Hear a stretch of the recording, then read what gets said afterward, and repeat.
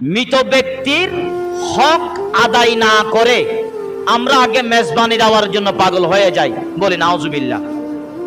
2 লক্ষ টাকা দিয়ে যদি আমি মেজবানি করতে পারি, 50,000 টাকা দিয়ে আমি ওই মৃত ব্যক্তিকে গুনাহ থেকে ক্ষমা করার সামর্থ্য আমার নাই? কথা বলেন না, আছে না নাই? আছে। এটা আমরা অনেক সময় করি না।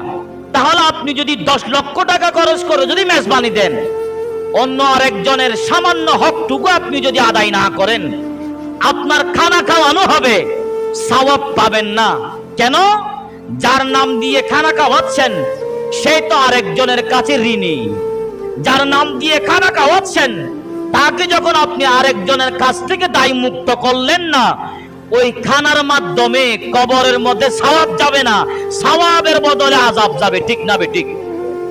আল্লাহ আমাদের প্রত্যেককে বুঝার তৌফিক দান করুক, সকলে বলি আমিন।